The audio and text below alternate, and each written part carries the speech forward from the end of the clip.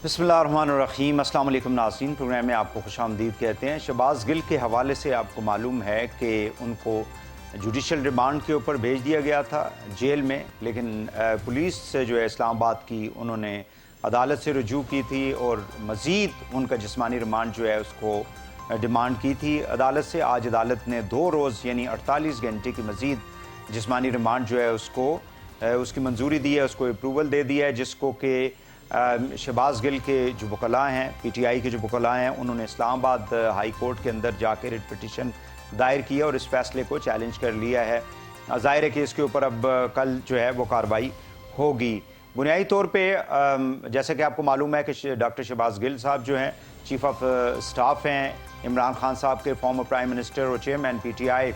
उन्होंने एक जो ऑडियो बीपर दिया था एयर वाई न्यूज़ के ऊपर, जिसमें उन्होंने फ़ौज पाकिस्तान के हवाले से कुछ बातें की थी, उसके बाद उनको अरेस्ट किया गया और उनके ख़िलाफ़ जो है वो बगावत का मुकदमा जो है वो चलाया जा रहा है। अब देखना ये है कि ये जो जिस्मानी रिमांड है जिसको पोस्ट कर रही है पीटीआई की क़यादत, और उनका कहना ये है कि शदीद तशद्दुद किया गया है डॉक्टर शहबाज गिल के ऊपर। और पहले तो ये ख़बरें आती रहीं कि शायद जेल के अंदर भी हो, लेकिन उसको फिर असद उमर साहब ने, जो फॉर्मर फेडरल मिनिस्टर हैं और सेक्रेटरी जनरल हैं पीटीआई के, उन्होंने डिनाई किया अपनी प्रेस कॉन्फ्रेंस के अंदर कि जेल के अंदर उनके ऊपर कोई तशद्दुद नहीं किया गया। इस्लामाबाद के अंदर जब उनको रखा गया था या जब वो पुलिस की कस्टडी में थे, वहीं पे ही उनके ऊपर शदीद तशद्दुद किया गया है और अभी भी ख़तरा यही है, जिसकी वजह से उनका जो जिस्मानी रिमांड है उसकी हम अपोजिशन कर रहे हैं। अगर उन्होंने कोई कानून तोड़ा है तो आइन और कानून के मुताबिक जो है उनके ख़िलाफ़ कार्रवाई होनी चाहिए, तशद्दुद नहीं होना चाहिए। इस पर हम बात करेंगे। मेरे साथ मौजूद हैं जनाब शुएब शाहीन साहब, हैं सदर हैं Islamabad high court bar association के, senior advocate supreme court of Pakistan. बहुत शुक्रिया शुएब शाहीन साहब, आपने हमें टाइम दिया। काइंडली मुझे ये बता दें कि जो डिसीजन कोर्ट ने लिया है और पुलिस की कस्टडी में उनको दोबारा से दे दिया गया है जिस्मानी रिमांड के लिए, इसके अलावा अदालत के पास कोई दूसरा रास्ता नहीं था कि जिस किस्म की यानी रिक्वेस्ट की गई थी पुलिस की जानिब से, वो आप समझते हैं कि वो दुरुस्त थी? मैं समझता हूँ बिल्कुल गलत रीजंस पे उन्होंने जिस्मानी रिमांड 48 आवर्स देने का आर्डर किया है। आपको आपके सामने सारे ये मुख्तलिफ आर्डर्स आते हैं। फिजिकल रिमांड बहुत एक्सेप्शनल सर्कमस्टांसेस में दिया जाता है और मैजिस्ट्रेट ने जब एक दफ़ा अपना माइंड डिस्क्लोज कर दिया और उन्होंने एक आर्डर पास कर दिया और उस आर्डर के बाद जो कि उन्होंने उनको जिस्मानी रिमांड ख़त्म कर दिया और उसके बाद उनको दोबारा जिस्मानी रिमांड पता है किस ग्राउंड्स पे दिया? कहते हैं पुलिस डायरीज हैं जो कि सीक्रेट हैं, उनको बुनियाद बनाकर एक वेग किस्म का आर्डर, मुबहम किस्म का आर्डर बना करके कोर्ट ने दे दिया कि जी इनको 48 आवर्स के लिए दे दें। देखिए, इन्वेस्टिगेशन तो ये जेल में भी जाकर कर सकते हैं। शहबाज गिल को क्या फ़र्क पड़ना है कि वो जेल में बंद हो या हवालात में बंद हो, पुलिस कस्टडी में हो या जुडिशल कस्टडी में हो। क्वेश्चन तो ये है कि अगर इन्होंने तशद्दुद नहीं करना तो फिर ये क्यों कर रहे हैं? मैंने खुद 12 तारीख को, जिस दिन उसका फिजिकल रिमांड खत्म हुआ, पुलिस की मौजूदगी में मैंने मुलाकात की। उसने मुझे ये कहा कि ये जो काला कोट आपने पहना हुआ है मेरे प्राइवेट पार्ट्स पे भी और बैक साइड पे पूरे जिस्म पे इससे ज्यादा काला मेरा जिस्म है, ये मेरी हालत है। और उस बंदे पे मैंने उनसे ये सवाल स्पेशल किया, क्या आपके ऊपर पुलिस वाले तशद्दुद करते थे या कोई और लोग आते थे? उन्होंने कहा जी मेरे आंखों में पट्टी बांध दी जाती थी, मुझे नंगा करके शदीद तशद्दुद किया जाता था और केस के मुतालिक एक सवाल नहीं करते थे। वो मेरे से पूछते थे कि जी इमरान खान खाता क्या है, इमरान खान शराब पीता है, उसको मिलने कौन आता है? और सारी रात कहते हैं मुझे जगाते भी थे और शदीद तशद्दुद, ज़हनी तशद्दुद तो है ही है, फिजिकल टॉर्चर करते थे। और ये इसके बारे में बाकायदा उसकी तस्वीरें भी मौजूद हैं, सारा कुछ चीज़ें मौजूद हैं। लेकिन ये जज साहब का इंतहाई गलत आर्डर है, मैं समझता हूँ कि एक स्टेज पे उसको फिजिकल कस्टडी देना, स्पेशली इन सर्कमस्टांसेस में जब उसके ऊपर एक स्पेशल इल्जाम है। देखिए ना, पुलिस को किसी ने नहीं रोका। एक बात करते हैं कि जी मोबाइल लेना है, भाई उस दिन तो मोबाइल था ही, जरूरत इस्तेमाल में नहीं था, उस दिन तो लैंडलाइन से उसने फोन किया। दूसरी बात, एक मोबाइल आपकी कस्टडी में है। तीसरी बात, अगर मोबाइल गाड़ी में था तो आप उसी वक्त ले लेते। और कौन सा आला कत्ल है जो उसने स्पेशली छुपाया हुआ है? अगर गाड़ी में था, ड्राइवर ले गया, उसकी बीवी के पास है, किसके पास है? बीवी को आपने पहले ही गिरफ्तार कर लिया, उसको एक दिन थाने में रखा, एक दिन उसको आप जेल में ले गए। جو کرنا ہے آپ کریں.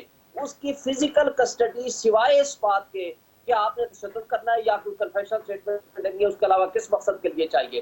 تو اس کا مطلب یہ ہوا کہ ہیومن رائٹس وائلیشن یہاں کوئی سبجیکٹ نہیں ہے. فریڈم آف ایکسپریشن اس سے غلط استعمال کیا یا صحیح کیا, اس کے بارے میں تو کورٹ فیصلہ کرے گی کہ اس کی ضمانت ہونی چاہیے نہیں ہونی چاہیے. ہم نے ایکویشمنٹ کا کیس کر دیا, اس میں فیڈرل گورنمنٹ سے اپروول چاہیے تھی اس کیس کو رجسٹر کرنے کے لیے, وہ انہوں نے نہیں لی. آپ Asghar Khan case versus general Aslam Mirza P L D 2013 supreme court page 1 اور دوسری انیتا تراب کیس ہے P L D 2013 supreme court 195.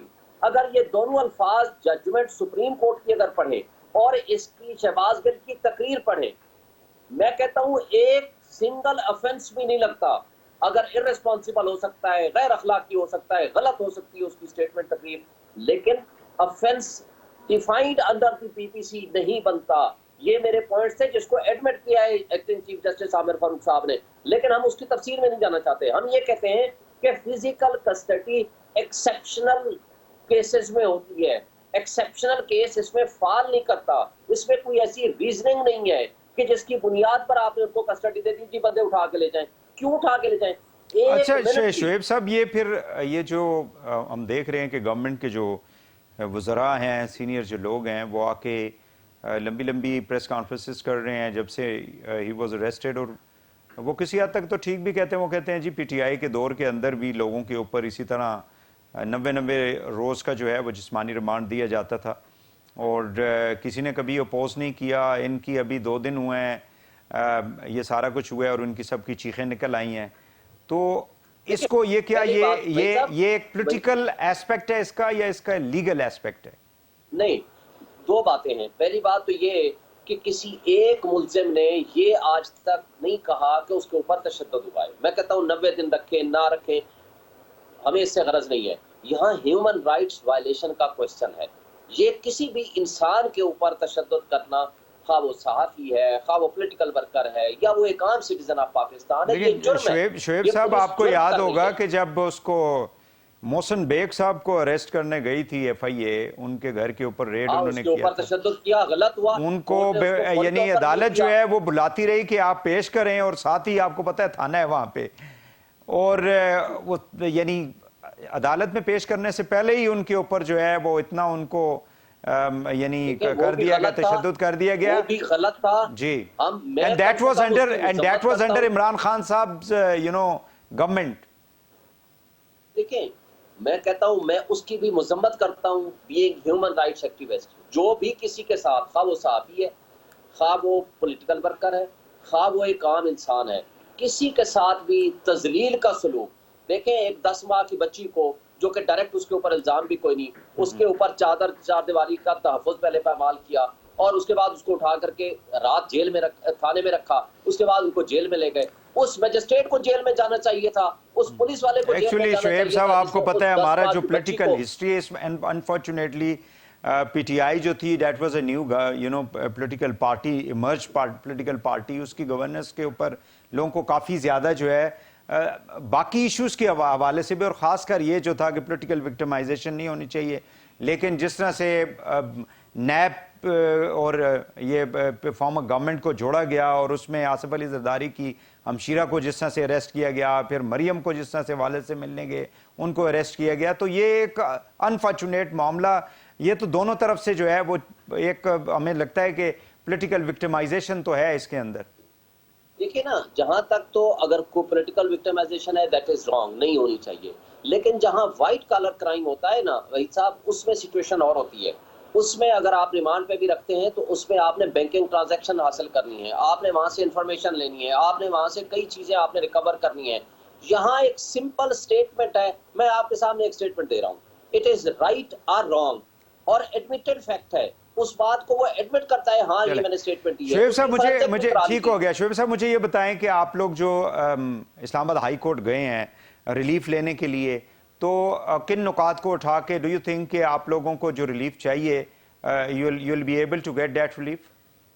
میرا خیال ہے, کیونکہ دیکھیں ہائی کورٹس کانسٹیٹیوشنل کورٹس ہیں, فنڈامنٹل رائٹس کی وائلیشن جہاں بھی آئے گی, کورٹس عام طور پر وہ in favour of the accused ضرور, کیونکہ لائف اینڈ لبرٹی کا جہاں کوشچن آ جائے, آرٹیکل 9 آرٹیکل 10 ہے, اور ان حالات میں عام طور پر جو سپیریئر کورٹس ہوتی ہیں وہ ایکیوز کو اس طرح کا ریلیف دیتی ہیں. دیکھیں ہم نے کبھی نہیں کہا کوئی انویسٹیگیشن نہ جیل میں رک سکتی ہے, نہ تھانے میں رک سکتی ہے, نہ ہی کوئی انویسٹیگیشن کسی وہ بے شک ضمانت پہ بھی ہو اس پہ بھی وہ پیش ہونے کا پابند ہے.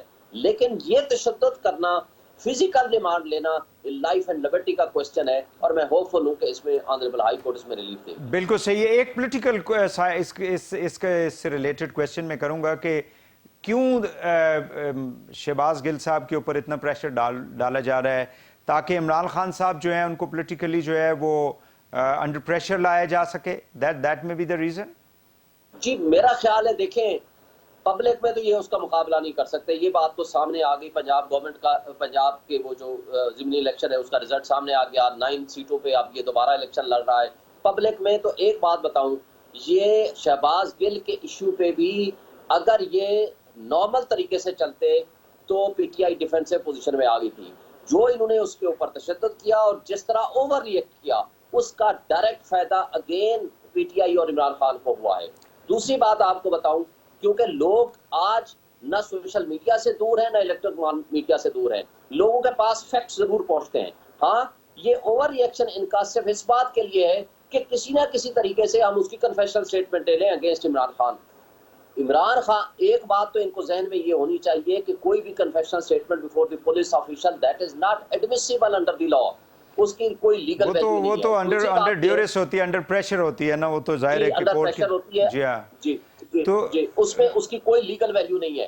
دوسری بات, اگر یہ سمجھتے ہیں کہ اس کے اوپر تشدد کر کے آپ پی ٹی آئی کو یا عمران خان کو تکلیف پہنچا دیں گے, دیکھیں آج اگر یہ چاہیں, آج جو مریم نواز کی سٹیٹمنٹ ہے, عمران نواز شریف کی سٹیٹمنٹ ہے, زرداری صاحب کی سٹیٹمنٹ ہے, یا صادق صاحب کی سٹیٹمنٹ ہے, اس پہ اگر پنجاب گورنمنٹ اسی طرح کے مقدمے ان کے خلاف کر دے اور ان کو اٹھا کے لے جائے تو کل یہ کیا کہیں گے, ان کی تو سٹیٹمنٹ زیادہ سخت ہیں. آپ نے خود سنی ہوئی ہے, سوشل میڈیا پہ موجود ہے, میرے پاس سے. لیکن اب آج اس وقت جب آپ بات کر رہے ہیں, ہم بات کر رہے ہیں, وی آر ڈوئنگ دس شو, تو عمران خان صاحب نے بھی ظاہر ہے کہ اس بات کو اپروو نہیں کیا, اور لگتا ہے ایسے ہے کہ پارٹی نے اپنے آپ کو with the passage of time جو ہے وہ ان کے الفاظ سے, ان کے نیریٹو سے, ان کی گفتگو سے ڈسٹنس کر لیا اپنے آپ کو. میں سمجھتا ہوں یہ بہتر کیا ہے انہوں نے. تو اس میں جو شہباز گل کا جو کیس ہے, فنڈامنٹل رائٹس اور ہیومن رائٹس ٹھیک ہے, بالکل صحیح ہے, شہباز گل صاحب کا جو کیس ہے وہ کس حد تک آپ سمجھتے ہیں؟ اگر یہ ہو رہا ہے کل فیصل آباد کی بچی کے ساتھ جو کچھ ہوا ہے, پھر یہ تو کچھ بھی نہیں ہے. اس کا مطلب ہے کہ پھر اس دیہات میں, ڈرازی خان میں, پنڈ دادر خان میں, وہاں جو کچھ سندھ میں ہو رہا ہے. شعیب صاحب مجھے کائنڈلی یہ بتا دیں کہ ایک آخری سوال ہے. ایک تو یہ ہے کہ یہ جو کیس ہے, جو آپ کہتے ہیں کہ اس میں مزید اس کی ضرورت ہی نہیں ہے, شواہد کی ضرورت ہی نہیں ہے, ایک اسٹیٹمنٹ ہے, دیٹ از سیلف ایویڈنس, تو اس کا کس حد تک ان کو اگر سزا ہوتی ہے تو مل سکتی ہے ان کو, شہباز صاحب کو؟ دوسرا یہ جو کچھ باتیں ہوتی رہی ہیں اور کچھ ایسی گفتگو بھی ہم نے سنی تھی میڈیا کے اوپر مختلف حلقوں سے کہ ان کا یعنی فوجی ٹرائل ہونا چاہیے, تو ڈو یو تھنک کہ یہ پاسبل ہے؟ نہیں, فوجی ٹرائل تو اس لیے نہیں ہو سکتا کہ یہ اگر کوئی offence under the civil law, under the P P C law, under the criminal law اگر ایڈمیسیبل ہے, کاگنیزیبل ہے, تو اور وہ بھی اس میں without sanction of the federal government یہ پرچہ بھی نہیں ہو سکتا تھا. یہ مس یوز آف اتھارٹی کی ہے جس نے بھی پرچہ دیا ہے, ان کے خلاف ایکشن ہو سکتا ہے. دوسری بات, اس موضوع پہ ہائی کورٹ نے میری کل اس میں نے کویشمنٹ کی پٹیشن فائل کی اور وہ ایڈمٹ کر لی ہے, اور انہوں نے اس میں گراؤنڈ, یہ ون آف دی گراؤنڈ یہ بھی ہے, اس میں جسٹس محسن اختر کیانی نے پی ایل ڈی 2017 اسلام آباد میں ججمنٹ آلریڈی دے دی ہے کہ یہاں chief commissioner is not an authorised person, یہاں فیڈرل گورنمنٹ کے بغیر آپ کوئی اس طرح کا پرچہ نہیں دے سکتے, اور جو دے گا اس سے it is the miss use of authority. اور دوسری بات, ایک بات آپ کو بتاؤں کہ اس کیس میں کسی طرح سے میں نہیں سمجھتا کہ ان کو سزا ہوگی.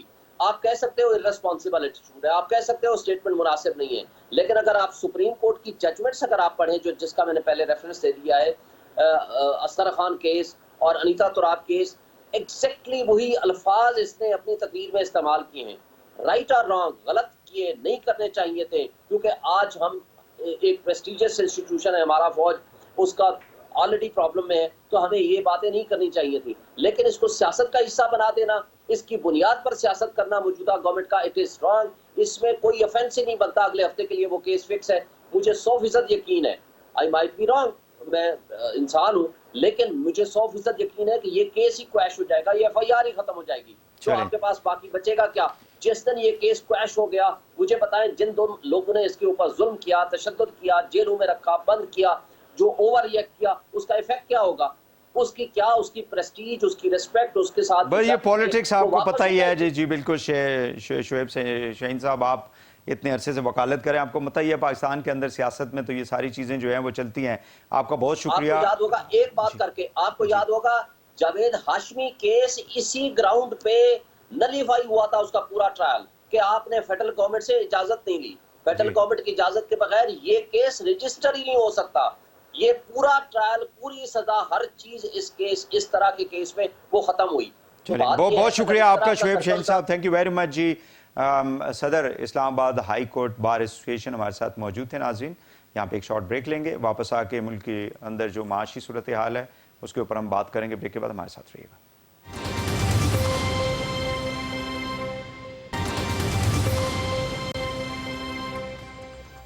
ویلکم بیک ناظرین. اس سیگمنٹ پہ ہم پاکستان کی جو معاشی صورتحال ہے, خاص کر تیل کی قیمتیں بڑھی ہیں, IMF کے ساتھ ہمارا جو بات چیت چل رہی تھی, جو ایگریمنٹ ہم نے کرنا تھا وہ مثبت انداز میں آگے بڑھ رہا ہے, اور اس حوالے سے تو ایک اچھی خبر جو ہے وہ آ رہی ہے کہ پاکستان کا جو یہ پروگرام تھا ریزیوم ہو کے پاکستان کو جو پیسے ملنے ہیں 1.7 بلین ڈالرز جو ہیں وہ ملیں گے, تو ہماری جو فورن ریزروز ہیں اس کے اندر بھی بہتری آئے گی.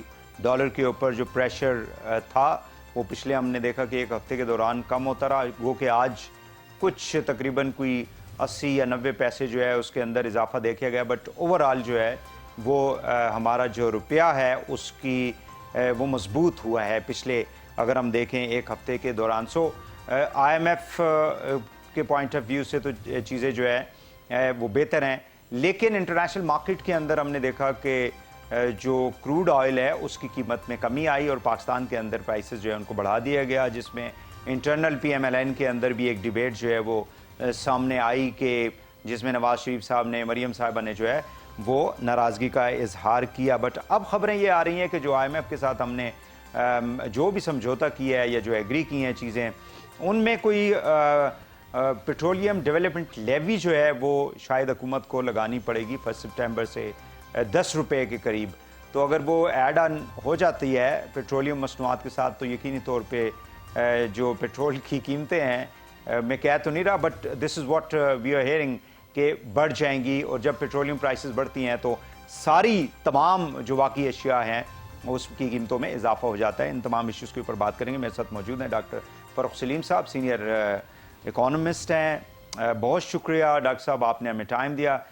پہلے چلیں پیٹرولیم کے اوپر ہی بات کر لیتے ہیں. کیا گورنمنٹ کے لیے ممکن نہیں تھا کہ وہ پرانا پرائس ہی رکھ لیتی, کیونکہ خبریں یہ آ رہی تھی کہ کم کریں گے پیٹرولیم پرائسز کو, اور آیا اس کے اندر IMF کا فیکٹر شامل تھا کہ ہم نے ایک لیٹر سائن کر کے بھیج دیا, and we wanted to give a kind of a message to the IMF board کہ جی ہم اب آپ جو بھی ہمیں ڈائریکشن آپ نے دی ہے تھرو آر ایگریمنٹ, ہم اس کے اوپر 100% جو ہے وہ عمل درآمد کرنے کے لیے تیار ہیں. جی بھائی صاحب, دیکھیے پہلی بات تو یہ ہے کہ چاہے وہ PTM کی حکومت ہو, چاہے وہ پیپلز پارٹی کی حکومت ہو, چاہے وہ PTI کی حکومت ہو, ایک بات ہمیں یہ بتائی جاتی ہے کہ جب عالمی منڈیوں میں قیمت چڑھتی ہے تیل کی تو پاکستان میں فوراً چڑھ جاتی ہے, اور جب عالمی منڈیوں میں قیمت نیچے آتی ہے تو پھر ہمیں کہانیاں سنائی جاتی ہیں کہ جی یہ تیل ہم نے پرانا خریدا ہوا تھا اس لیے ہم جو ہے وہ کم نہیں کر پاتے. تو یہ چیز تو ہم نے سبھی حکومتوں کے دوران دیکھا ہے کہ اس قسم کی کہانی ہمیں دی جاتی ہے. اب دو حقائق میں آپ کے سامنے رکھ دیتا ہوں. دیکھیے اگست کے مہینے میں جو 1 اگست تھا اس میں تقریباً 240 روپے کا $1 بک رہا تھا, اور آج وہ کوئی 210 211 پہ آ گیا ہے. تو اس حساب سے تو تیل کی قیمت نیچے کرنی چاہیے تھی حکومت کو. دوسری حقیقت یہ ہے کہ اگست کے پہلے ہفتے میں یا پہلی تاریخ کو جو عالمی منڈی میں تیل کی قیمت, خام تیل کی قیمت تھی, وہ تقریباً $100 کا بیرل تھا. آج وہ $92 پہ ہے. تو اس حساب سے بھی حکومت کو جو ہے وہ تیل کی قیمت کم کرنی چاہیے تھی. تو دونوں حقائق کی بنیاد کے اوپر میں سمجھتا ہوں تیل کی قیمت تو پاکستان کے اندر کم ہونی چاہیے تھی, لیکن آپ نے کہا کہ وہ کم نہیں ہوئی. اب اس کی وجہ کیا بتائی جاتی ہے؟ اس کی وجہ اندر کی بات تو مجھے نہیں معلوم، لیکن میں قیاس رائی ایک انٹیلیجنٹ گیس آپ کے سامنے ضرور رکھ سکتا ہوں۔ دیکھیے میرا خیال یہ ہے کہ کسی ایک ریاستی ادارے کی غلطی ہوئی، یا تو اس میں پاکستان اسٹیٹ آئل نے مہنگا تیل خریدا ہے، یا انہوں نے مہنگا روپیہ خریدا ہے، کیونکہ اگر انہوں نے 1 اگست کو 240 روپے کا ڈالر خریدا ہے اور ایل سی کھولی گئی ہے، تو یقینی بات ہے آج پھر ان کو مہنگا تیل پاکستان میں کرنا پڑے گا۔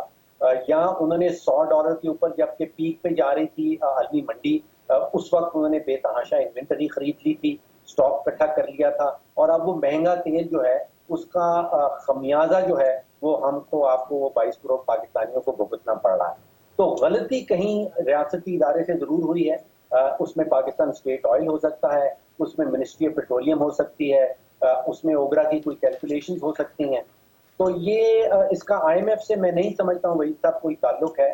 آئی ایم ایف کا جو پیٹرولیم لیوی کا آپ نے ذکر کیا وہ 10 روپے کا معاہدہ حکومت نے کیا ہے، اور میں سمجھتا ہوں کہ حکومت کو وہ وعدہ اور وہ معاہدہ جو ہے وہ پورا کرنا چاہیے۔ لیکن دوسری طرف میرا یہ خیال ہے کہ جس تیزی سے روپیہ مضبوط ہوا ہے اور جس تیزی سے عالمی منڈی میں خام تیل کی قیمت کم ہوئی ہے، اگلے 15 دن میں حکومت کے پاس ایک سنہری موقع ہوگا کہ عوام کو ریلیف دے سکے۔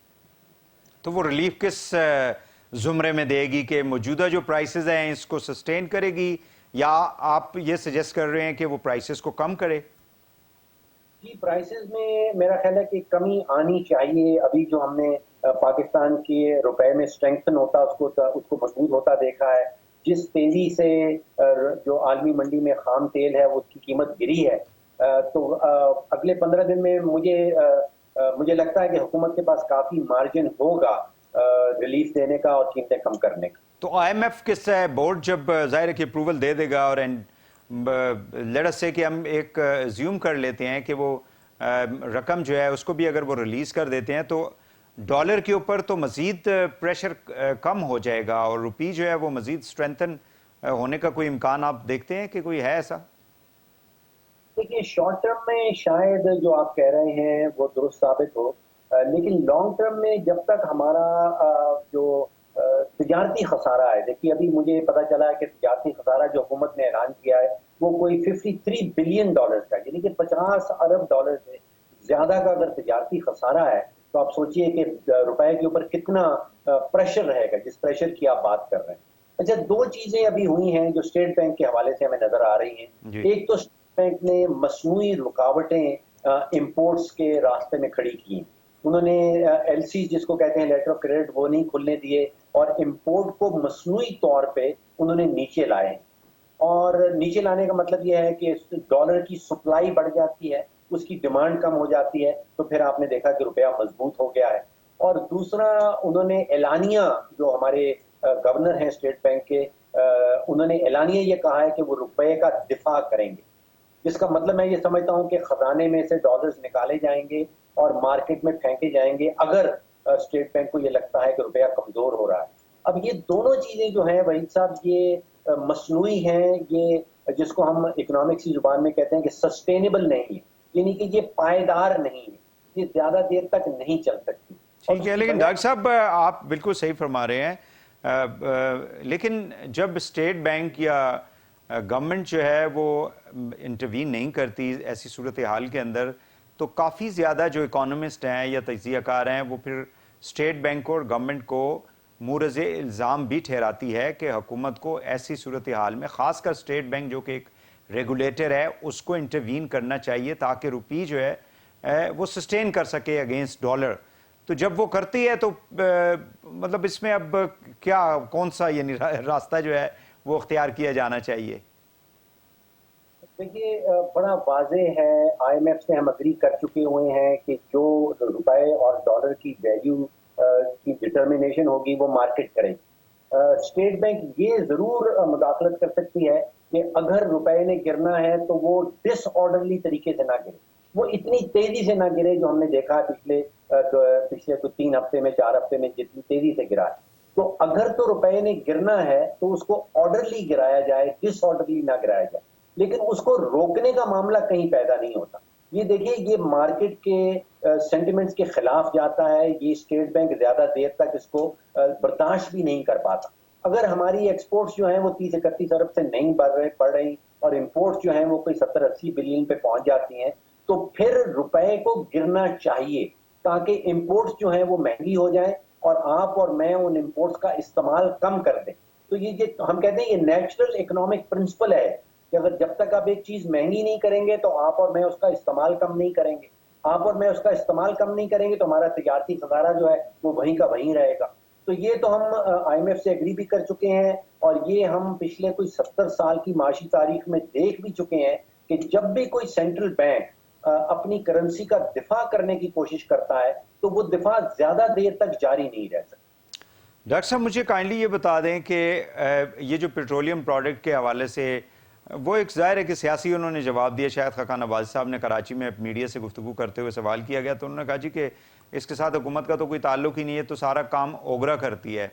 اوگرا کہتی ہے کہ جی ہم تو ایک کسی پیپر کے اوپر لکھ کے ان کو بھیج دیتے ہیں, یعنی پیٹرولیم منسٹری کو ہم ایک نوٹ بھیج دیتے ہیں, وہ پھر پورا ایک پروپوزل بنا کے فائنانس منسٹری کو بھیجتی ہے پرائسز کے حوالے سے, and finally the decision is taken by the finance ministry with the approval of the prime minister.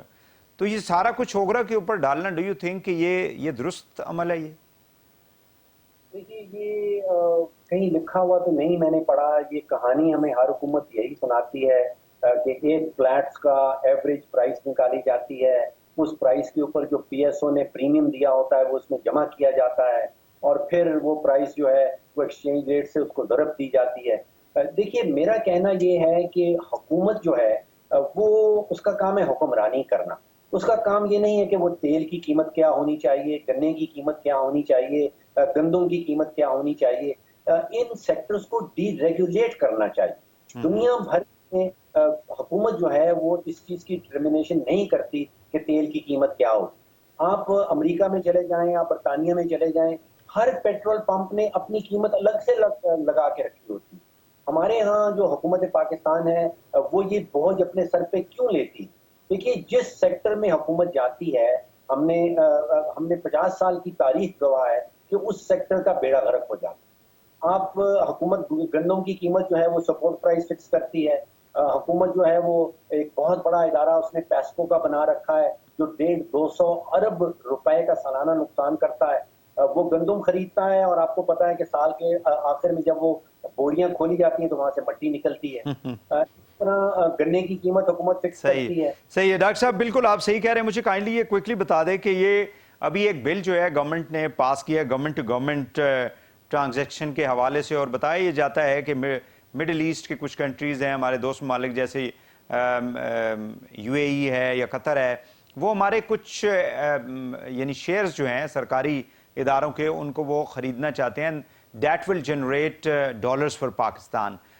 So do you think کہ یہ جو اپروچ ہے یہ ٹھیک ہے؟ کیونکہ کچھ خبریں جو ہیں وہ دوبارہ سے ہمارا جو ہوٹل ہے پی آئی اے کا روزویلٹ کے حوالے سے خبریں یہ سامنے آ رہی ہیں کہ وہ قطر جو ہے اس کو شیئر بیچنے کی کوئی بات کی جا رہی ہے. تو ڈو یو تھنک کہ یہ جو اپروچ ہے یہ درست ہے؟ دیکھیے اس میں تو کوئی شک کی بات نہیں کہ ڈالرز پاکستان کو چاہیے, اور اس کے دو طریقے ہیں. ایک طریقہ یہ ہے کہ ہم دنیا بھر میں خشکو لے کے جائیں اور ان سے قرضہ جات مانگیں. ٹھیک ہے, وہ ڈالرز ہمیں پہنچ جاتے ہیں لیکن ہمارا قرضہ اس کے ساتھ بڑھ جاتا ہے, جس کو ہم اکنامکس کی زبان میں کہتے ہیں کہ ڈیٹ کریٹنگ انفلو, یعنی کہ ڈالر تو ہمیں مل رہا ہے لیکن ہمارا قرضہ بڑھ رہا ہے. اب جو ہم قطر سے بات چیت کر رہے ہیں یا یو اے ای سے بات چیت کر رہے ہیں اس میں ہم اپنی کمپنیوں کے کچھ شیئرز ان کو بیچیں گے جس کے نتیجے میں ہمیں ڈالرز مل جائیں گے لیکن ہمارا قرضہ نہیں بڑھے گا. تو یہ اس کو ہم کہتے ہیں کہ non debt creating dollar inflow, یعنی کہ ہمیں ڈالرز بھی مل رہے ہیں اور ہمارا قرضہ بھی نہیں بڑھ رہا. تو میرا خیال ہے کہ یہ this is a step in the right direction. یہ بالکل درست اسٹیپ ہے. ٹرانسپیرنسی کے اوپر جو سوال اٹھایا جا رہا ہے, پرائیویٹائزیشن پروسیس ہو یا یہ شیئر بیچنے کے حوالے سے ہو, ڈو یو تھنک کہ یہ یعنی پری جج کرنے والی بات ہے یا مس ججنگ کائنڈ آف, یعنی ایک انٹینشن جو ہے اس کو ہم دیکھ رہے ہیں کہ جی ان کی نیت خراب ہو سکتی ہے. ابھی تک تو کوئی فیصلہ نہیں کیا گیا, نہ کوئی سامنے کوئی بات آئی ہے, لیکن کہا یہ جاتا ہے کہ ایسا قانون بنا دیے گئے کہ جس کو آپ کہیں پہ جا کے چیلنج بھی نہیں کر سکتے کسی عدالت میں. دیکھیے پرائیویٹائزیشن تو پاکستان کو کرنا ہی ہوگی. ہمارے جتنے بھی ریاستی ادارے ہیں وہ سارے مل ملا کے کوئی 1,500-2,000 ارب روپے کا آلریڈی نقصان کر چکے ہیں. اس پرائیویٹائزیشن کے نتیجے میں اگر ہمیں ڈالر مل جاتے ہیں, یعنی کہ ہماری وہ پرائیویٹائزیشن جو ہے وہ ملک کے باہر ہو جاتی ہے اور اس کے نتیجے میں پاکستان کو ڈالرز مل جاتے ہیں اور پاکستان کے اوپر قرضہ بھی نہیں پڑتا, تو میں سمجھتا ہوں کہ اس سے اچھی اور کوئی چیز نہیں. آپ بالکل صحیح کہہ رہے ہیں. 90s کے اندر جس طرح سے ایم سی بی اور پھر ایچ بی ایل اور یہ جو ٹرانزیکشنیں ہم نے کی تھی, آپ کو معلوم ہے کہ اس کے اوپر کافی عرصے تک جو ہے وہ تنقید ہوتی رہی. بہت شکریہ ڈاکٹر صاحب آپ کا, آپ نے ہمیں ٹائم دیا. ناظرین ہمارے ساتھ تھے ڈاکٹر فروخ سلیم صاحب, ماہر معاشیات, جو اس وقت ملک کی سیاسی معاشی جو صورتحال ہے اس کے اوپر اور جو چیلنجز ہیں خاص کر ہماری معیشت کو, اس کے اوپر انہوں نے اپنے نقطہ نظر جو ہے آپ کے سامنے پیش کیا. یہاں پہ ایک شارٹ بریک لیں گے, واپس آ کے پروگرام کو آگے بڑھاتے ہیں. ہمارے ساتھ رہیے گا.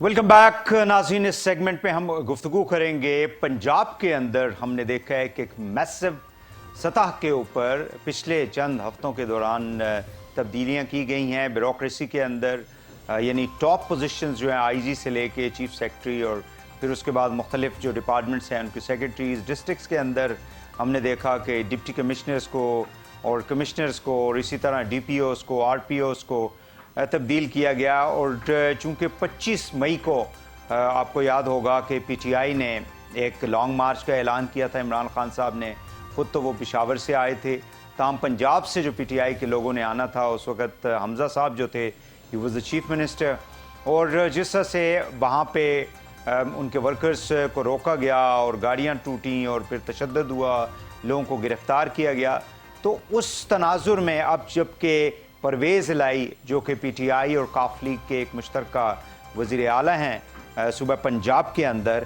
تو انہوں نے آتے ہی کافی زیادہ تبدیلیاں کی, بلکہ انکوائریز جو ہیں انہوں نے شروع کی رکھی ہیں کہ وہ تمام جو پولیس آفیسرز تھے جو اس کے اندر ملوث تھے, خاص کر لاہور پنجاب کے مختلف اضلاع کے اندر جنہوں نے لوگوں کے اوپر تشدد کیا یا گرفتار کیا ورکرز کو پی ٹی آئی کے, ان کی انکوائری ہو رہی ہے. بلکہ یہاں تک کہ جو ابھی پرائم منسٹر شہباز شریف کے جو ایڈوائزر ہیں جو پہلے پنجاب میں تھے, عطا تارڑ صاحب, ان کے خلاف بھی ایک کیس جو ہے وہ درج ہے, اور انہوں نے اسلام آباد ہائی کورٹ سے ابھی جو ہے یعنی پچھلے 2 روز کے دوران جو ہے انہوں نے بیل بیفور اریسٹ بھی کروائی ہے. تاہم کیونکہ پنجاب گورنمنٹ یہ کہتی ہے کہ آپ پنجاب میں داخل ہوں گے تو آپ کو اریسٹ کر لیا جائے گا.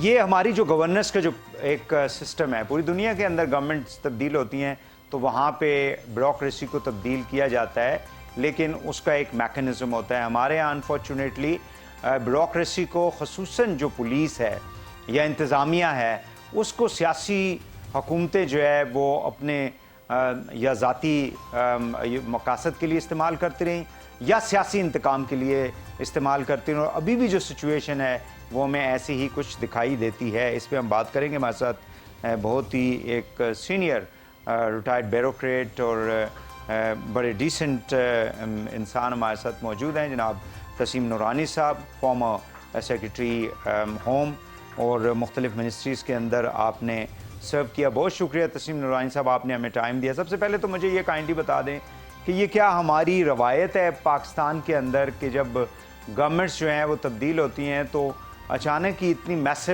قسم کی جو ہے ری شفلنگ شروع کر دی جاتی ہے؟ دیکھیے اب تو یہ کیا کہا جائے, اس پہ تو مذاق ہی بن گیا ہے, کیونکہ عام طور پہ تو یہ تو اکھاڑ پچھاڑ ہوتی ہے, بٹ جو حکومتیں 5 سال کے لیے آتی ہیں ان کے لیے اس قسم کی اکھاڑ پچھاڑ ہو تو چلیے سمجھ میں آتی ہے.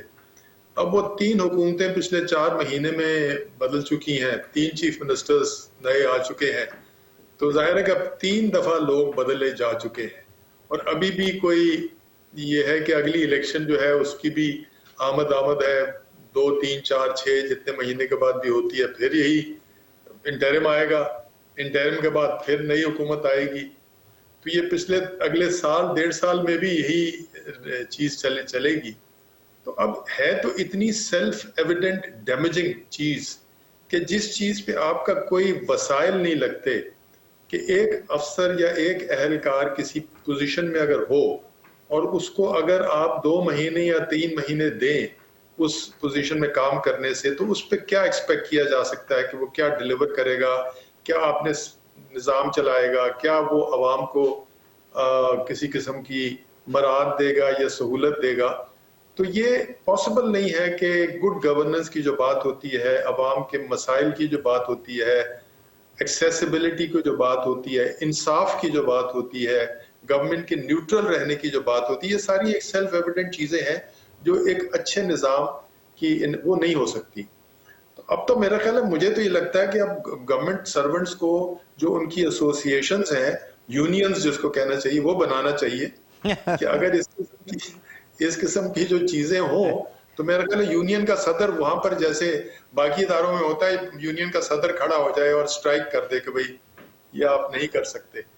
کیونکہ اور تو مجھے کوئی چیز نظر نہیں آتی اس چیز کو. چلے میں بالکل صحیح ہے. اب مجھے کائنڈلی یہ بتا دیں کہ جس قسم کا 25 مئی کو پولیس نے وہ ظاہر ہے کہ ویڈیو ساری سامنے ہے، تشدد کیا گیا تھا، گاڑیاں واڑیاں بھی توڑی گئیں، خواتین کے ساتھ جو کچھ ہوا، ڈو یو تھنک کہ کسی بھی گورنمنٹ سرونٹ کو اس قسم کے آرڈرز کہیں سے بھی اگر آتے ہیں، کیونکہ ہمارے پاس ایک ماڈل ٹاؤن کا جو ایک ایگزامپل ہے وہ بھی موجود ہے کہ جہاں پہ کافی قیمتی جانیں بھی ضائع ہوئی، اس کے اوپر جوڈیشل کمیشن بنی، اس کی رپورٹ بھی آ گئی، بٹ ہمارے یہاں آپ کو پتہ ہے کہ سیاسی جو اس طرح کے کیسز ہوتے ہیں وہ آگے نہیں بڑھ پاتے. سو کیا پولیس کو یا سول ایڈمنسٹریشن کو اس قسم کے آرڈرز جو ہیں ان کو ماننا چاہیے؟ دیکھیے بات یہ ہے کہ آرڈر اگر قانون کے مطابق ہو، لکھ کے دیا جائے، ذمہ داری اس کی لی جائے تو پھر تو ماننا پڑتا ہے. ٹھیک ہے. ایشو یہ ہے کہ پہلے کراؤڈ کنٹرول ہوتا تھا لاٹھی چارج سے، اس کے بعد اگلا ہوتا تھا مطلب یعنی گیس جو ہے، یہ ٹیئر گیس اس کو کہا جاتا تھا. اس سے زمانے میں، انگریزوں کے زمانے میں گھوڑے ہوتے تھے لوگوں کو ڈرانے کے لیے. اچھا وہ اب تبدیل ہو گیا، ہمارے ہاں کنٹینر کا ایک سسٹم آ گیا کہ کسی جگہ سے روکنا پڑے تو وہ کنٹینر لگا دیے جاتے ہیں، اس میں سے جو دراڑیں رہ جاتی ہیں وہاں پر بندوں کو روکنا قدرے آسان ہوتا ہے. مگر ایک جو بیسک چیز ہے کہ کسی بھی امپلیمنٹیشن کے لیے ایک منیمم ایکسیپٹیبل یعنی تشدد یا وہ اس سے زیادہ جو کرنا ہے وہ درست نہیں ہے. مطلب کہنے کا یہ ہے کہ اگر ایک بندے کو آپ نے پکڑنا ہے تو آپ اس کی ٹانگیں توڑ دیں اور کہیں جی کہ میں تو اس کو پکڑنے کی کوشش کر رہا تھا، اس وجہ سے مجھے اس کی ٹانگیں توڑنی پڑی پکڑنے کے لیے، تو وہ میرا کوئی جائز نہیں ہے. ٹھیک ہے. تو اس وجہ سے میں سمجھتا ہوں کہ اب کی دفعہ ایک کانشیس ڈیسیژن لیا تھا ایڈمنسٹریشن نے کہ بھئی ہم نے ان کو ڈرانا ہے اور ان کو ان کو خوف زدہ کرنا ہے. کیونکہ the fact is کہ اس میں کوئی اتنے زیادہ آرگنائز یا اتنے زیادہ کوئی گینگسٹر ٹائپ نہیں تھے، نارمل کراؤڈ تھا، عورتیں بھی تھیں، بچے بھی تھے. تو ان پہ اس قسم کی ایکسیسو فورس جو استعمال کرنا جو ہے اس کا کوئی جواز نہیں بنتا، اور اس کے باوجود کہ لوگ پھر بھی نکل گئے. تو نورانی صاحب مجھے کائنڈلی یہ بتائیں کہ اگر ایک پولیٹیکل گورنمنٹ جو ہے وہ ایک ڈیسیژن لے لیتی ہے تو بیوروکریسی کے لیے کتنا مارجن ہوتا ہے اس کو ریفیوز کرنے کا یا اس کو ڈینائی کرنے کا اس آرڈر کو، بیکاز یہ ایک پولیٹیکل ڈیسیژن تھا اس وقت کی پنجاب اور مرکز کی حکومت کا کہ بھئی ان کو ہم نے آگے نہیں آنے دینا. سو ایک بیوروکریٹ جو ہے اس کے پاس کتنا مارجن رہ جاتا ہے ایسے آرڈرز کو مطلب کہ وہ نہ مانے؟ دیکھیے اس کے طریقے ہوتے ہیں. اس کے بعد ایک تو پہلے ایک اچھے بیوروکریٹ کا کام ہوتا ہے کہ بجائے ایک دفعہ بغیر بلائنڈلی آرڈر ایکسیپٹ کرنے کے اس کو پرسویٹ کرنا چاہیے، اس کو بتانا چاہیے، اس کو رولز بتانے چاہیے. ان کو جو رولز میں اس قسم کی چیز کے اوپر تفصیل سے لکھا ہوگا کہ یہ اگر نقصان ہوتا ہے تو ذمہ داری پھر کس کی ہے. اگر ذمہ داری ایڈمنسٹریشن پہ آتی ہے تو ان کو بتانا چاہیے تھا کہ جی اس پہ پھر ایکسیسو یوز کی وجہ سے کیس بن جائے گا، آپ یہ نہ استعمال کریں. ہم کبھی کوئی بہت اگر جگہ ہوگی تو ہم کر لیں گے، ہمیں اب یہ ٹارگٹ آپ نہ دیں گے 30,000 شیلز آپ نے مارنے، یعنی کچھ بھی ہو آپ نے یہ شیل خالی نہیں لانے، اس قسم کا آرڈر جو ہے ہم ایکسیپٹ نہیں کریں گے۔ تو دوسرا یہ ہے کہ ہمارے نظام میں کیا ہے، اب بھی تو سسپینڈ ہو رہے ہیں نا، اب بھی تو تبدیل ہو رہے ہیں نا، تو چند ان میں سے اس وقت بھی نہ کر سکتے تھے کہ جی اتنی ایکسیس ہم نہیں کر سکتے، یعنی کہنے کا مطلب یہ ہے کہ وہ ایکسیس اگر نہ کرتے بیانڈ اے سرٹن لیول تو پھر ان کو سزا یہی ہوتی کہ ان کو تبدیل کر دیا جاتا، ان کو سسپینڈ کر دیا جاتا۔ تو یعنی نہ کرنے کے بہت سارے طریقے ہیں، یا نہ پوری طرح نہ نہیں کرنا، مگر اس کی جو انٹینسٹی ہے، اس آرڈر کی جو انلیگیلٹی ہے اس کو کم کرنا، اس میں طریقے ہو سکتے ہیں۔ بٹ بیسیکلی ان کو جو رولز میں جو لکھا ہے وہ ان کو دکھانا چاہیے تھا، ان کے بالا افسروں کو بتانا چاہیے تھا کہ جی اتنی جو ہے وہ ایگریشن جو ہے وہ ہم ایکسیپٹ نہیں مطلب ہم نہیں کر سکتے، اور اس کو آپ مائنڈ کریں۔ دیکھیے کمپلیٹلی نہ کرنا جو ہے اس کا تو یہ ہوگا کہ آپ کہیں گے اچھا جی مجھے تبدیل کر دیں، ایک طریقہ یہ ہوتا ہے کہ جی میرے ضمیر گوارا نہیں کرتا کہ میں کروں۔ اور دوسرا یہ ہے کہ اگر آپ رہنا بھی چاہتے ہیں تو پھر آپ رولز کا حوالہ دے سکتے ہیں۔ ٹھیک ہے نوریز صاحب، مجھے کائنڈلی یہ بتا دیں کہ اس وقت جو انکوائریز پنجاب گورنمنٹ کر رہی ہے انڈر دا لیڈرشپ اور چیف منسٹرشپ آف پرویز الہی، ڈو یو تھنک کہ یہ سارا پروسیس جو ہے یہ درست ہے، یا یہ بھی اس کو ہم کہہ سکتے ہیں کہ ایک پولیٹیکل موٹیویٹڈ یہ ساری انویسٹیگیشن ہے؟ دیکھیے میں نہیں سمجھتا کہ اس پہ ہر بندے کی سزا بنتی ہے، کیونکہ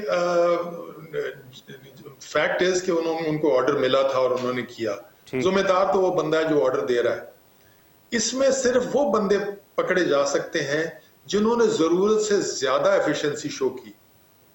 اس کا مطلب انہوں نے لالچ کی وجہ سے ضرورت سے زیادہ ایفیشنسی شو کی، انہوں نے لالچ کیا کہ میں بہت ہی اچھا جب نکلوں گا اپنے افسروں کی نظروں میں اور سیاستدان کی نظروں میں تو مجھے پروموشن ملے گی۔ میرا خیال ہے اس قسم کے بندے کو سزا ملنی چاہیے۔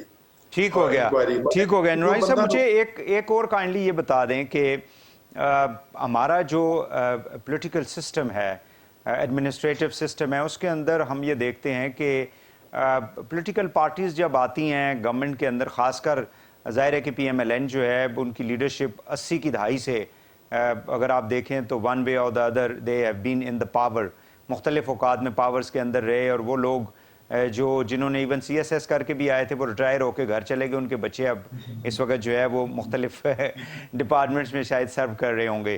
سو یہ لائلٹی جو ہوتی ہے ٹورڈز اے پرٹیکولر انڈیویجول اور پولیٹیکل پارٹی، اور ایک تو سیاسی ڈیوائیڈ تو ظاہر ہے اس کی سمجھ آتی ہے کہ آپ نے ووٹ وغیرہ لینا ہے، یہ بیوروکریسی کے اندر جو ڈیوائیڈ پیدا ہو چکی ہے یا کی گئی ہے، یا اپنے انٹرسٹ کی خاطر بیوروکریسی نے خود ڈیوائیڈ پیدا کر دی ہے، ڈو یو تھنک کہ یہ ایک اچھی گورننس کے لیے بہتر ہے یہ سارا جو رویہ ہے؟ دیکھیے یہ جو نظام ہے نا انتظامیہ کا اور سیاست میں بھی یہی ہے کہ جو ٹینیورز ہیں وہ 4 سال 5 سال کا ٹینیور نارملی رکھا گیا ہے، اس کے بعد بندہ تبدیل ہونا چاہیے، بالکل بے شک چیف منسٹر ہو وہ تبدیل ہونا چاہیے۔ ہوا یہ کہ یہاں 10 سال سے ایک حکومت چل رہی تھی، اس سے پہلے بھی وہ 10 سال کر چکے تھے، اس کے بعد بھی امید تھی کہ بھئی یہ 10 سال اور کریں گے، چلیے 2-3 سال کے بعد۔ تو جو افسران ہیں ان کی ذہن میں یہ ہے کہ یار یہ تو ساری زندگی انہوں نے ہی رہنا ہے، صحیح ہے، ہماری نوکری میں تو یہی حضرات ہیں، صحیح ہے، تو اب ان سے آپ نے یعنی ان کی خوشنودی حاصل کرنی ضروری ہے ذاتی طور پہ، ٹھیک، اور وہ ایک لالچ بن گیا، ایک سسٹم بن گیا، نظام بن گیا، اور سیاستدان کو تو یہ لالچ ہے کہ وہ اس نے ٹوٹل کنٹرول کرنا ہے۔ وہ ایک افسر جو ہے اس کی جو ایک گریس تھی، اس کی جو ایک رولز میں اس کو پروٹیکشن تھی، وہ بالکل ختم ہوتی جا رہی ہے، اور یہ کسی کے لیے بھی اچھا نہیں ہے، نہ مطلب اگر گورننس بری ہے تو سیاستدان کے لیے بھی نقصان دہ ہے، افسروں کے لیے میں کہتا ہوں کم نقصان دہ ہے، بیکاز انہوں نے تو نوکری کرنی ہے، صحیح بات، نوکری صحیح بات، جائیں گے، ان کو تو کوئی نقصان نہیں ہوگا، نقصان تو عوام کو ہو رہا ہے اور سیاستدان کو ہو رہا ہے کہ بھئی اس کو اچھے افسر ملنے بند ہو جائیں گے۔ اچھا افسر وہ تھا جو رستہ دکھاتا تھا، جو نہ کہتا تھا، جو ریزسٹ کرتا تھا, جو رولز بتاتا تھا, کیونکہ سوسائٹیاں وہی کامیاب ہیں جو رول بیسڈ سوسائٹی ہوتی ہے. اور رول بیسڈ سوسائٹی کا مطلب یہ ہے کہ آپ ایک کام جب کر رہے ہیں تو بیوروکریسی کا کام ہے کہ آپ کو بتانا ہے کہ جناب یہ رولز میں الاؤڈ نہیں. ٹھیک ہو گیا. ٹھیک ہے, آخر میں مجھے یہ the word that the phrase, in fact it's not the word, the phrase that we have been using, civil servant. لوگ کہتے ہیں جی کہ یہ جو بیوروکریٹس ہوتے ہیں یہ تو بادشاہ ہوتے ہیں. ڈی سی ہے تو وہ ضلع کے اندر ہے, ڈی پی او اس کے ساتھ ظاہر ہے پولیس کو لیڈ کر رہا ہوتا ہے, تو یہ تو عوام کو اپنا یعنی یا تو غلام سمجھتے ہیں یا ان کو کوئی اپنا وہ سمجھتے ہیں کہ عوام ان کی جو ہے وہ سرونٹ ہے. تو یہ جو کانسیپٹ پیدا کیا گیا تھا یہ کیوں ختم ہوتا چلا جا رہا ہے؟ دیکھیے, ایک تو خیر اس قسم کی جو ڈیفینیشن ہے نا یہ پرسن ٹو پرسن ہے. ابھی بھی کئی افسر ایسے ہیں جن کو عوام پسند کرتی ہے, وہ کشادہ دل ہیں, وہ دروازہ کھولتے ہیں, وہ لوگوں سے ملتے ہیں, لوگوں کے مسئلے حل کرنے کی کوشش کرتے ہیں. دوسرا یہ ہے کہ آپ تو مذاق بن گیا, کسی کو اتنا ٹائم ہی نہیں ملتا کہ وہ بادشاہ بنے. وہ 3-4 مہینے میں تو وہ ابھی اپنے آپ کو سیٹل ہی کر رہا ہوتا ہے, لوگوں سے پتہ کر رہا ہوتا ہے, تبادلہ ہو جاتا ہے.